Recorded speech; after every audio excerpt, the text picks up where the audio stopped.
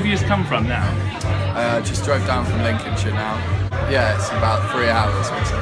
So I took a screen capture of the video that was taken in Amsterdam just over a year ago, and it had 8.2 million on one site, another 1.8 on yours, and it just seems to have gone it's the perfect viral video, and it's making the rounds again a year later. That's outstanding. That's how do you feel about that? It's great, obviously. I just don't know whether to look in your eyes or look at that. Oh, look at me! Look at mine. Just looking at the top. I think it's because we're on stage, you know. We are literally loads of, so we've got it right there. We got loads of song getting involved. Fantastic. It's fucking great. And it's just nice. Like I never really had much to do with the internet before, you know. And like other people uploaded these videos. It's not me that's done all this, and yet this is what's happened. And I just feel glad I went busking that day, you know. So what was the day like when you were busking? Because you weren't in the UK. Well, the reality of that day for me was, you know, I was staying in Amsterdam in my car, and it was a pretty, you know, rough procedure. And I managed to get away with busking for about 20 minutes before the cops came down, and you know, you got told me away. to fuck off. But fortunately, in the meantime, someone made that video, and you know, it's one of those right time, right place scenarios. Do you know the person? Have you talked to the person who made the video? Yeah, I have. Yeah, he's a very nice man, and you know, he's let me post it personally on my page and stuff like that. His name's Bashar Dawoodi. Bashar Dawoodi. Yeah, he's in charge of the Amsterdam Buskers YouTube video. He is in charge of the Amsterdam Buskers. You've been doing your research. I have. He actually only has 2 videos on there, though. I have to say. Yeah. I think it was a short-lived enterprise, but I think it did him all right, you know. Yeah, it did. Yeah, it did not too shabby. Not too shabby at all. So, what were you doing that day? That was why were you in Amsterdam for this video? Well, I'd just gone on a jaunt. I wanted to go to Berlin. Everyone told me it was like London in the 60s, so I was kind of on a through mission, but I needed to, you know, get some inspiration from Amsterdam first. Apparently inspiration is where Amsterdam is best known for. Yeah. That and red light districts, which I believe you're in at the same time. Yeah, that was where that one was filmed. Yeah. I was there strictly on business, though, you know.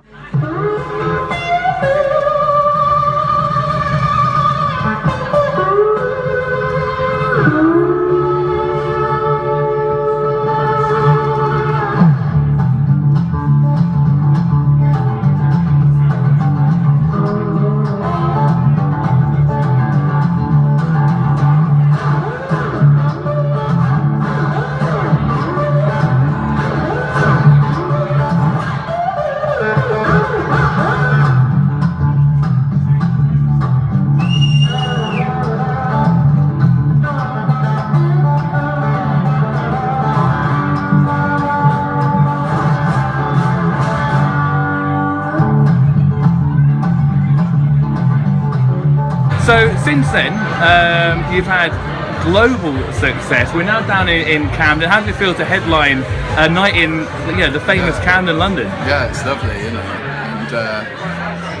And I used to live in London, and I used to come to these places, and I always wanted to get up there and be doing it. And it's a big place to conquer, London, you know. And I think it's nice that in this day and age you don't have to live in London. You know, I live in the middle of the countryside. There's a lake outside my house.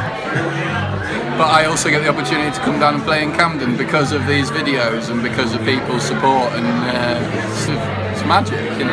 One of your most famous, you're sort of a famous duo now, because it's not just about you. The flask that you bring on stage seems to be quite a spectacle to see as well. Yeah, sure. Is there a story behind that? Yeah, in that I was playing a gig in South London, and my friend used to work at this pub, and he went down into the cellar one day and came back with all these hip flasks, and I just used to use a lighter, you know, like the angle on this side, but it was a clipper, so it was really rounded, and this hip flask was exactly the same proportions as it, one of the small ones, so I got that one, and it started from there. And that, is it not the same one? No, someone stole that one at a gig. So now I've got one that my cousin gave me for playing at her wedding. So it's a nice thing. Ah, okay. What about the yellow thing? Is that for grip? The No, piece of it's tape? because about 6 months ago I was busking and it was pissing it down with rain. It was really windy and I was playing really heavy, and I just broke the lid off it, and booze went everywhere, and so now I have to strap it down with this thing, otherwise the thing's falling apart, just like its owner. Bit by bit. I've got yellow tape all around me as well.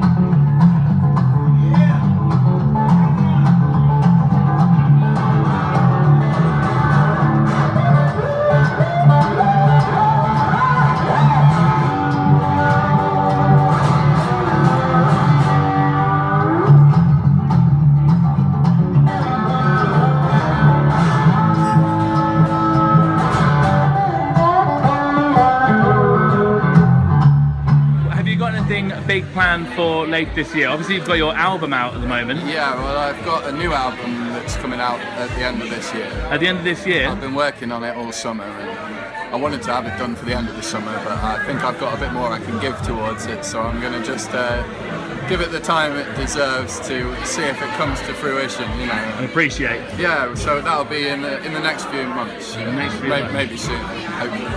If I've got anything to do. Jack, thank you very much for having a chat. We appreciate it. Thanks. Camden just shared a video of me playing this song yesterday, so I'm going to play it for you.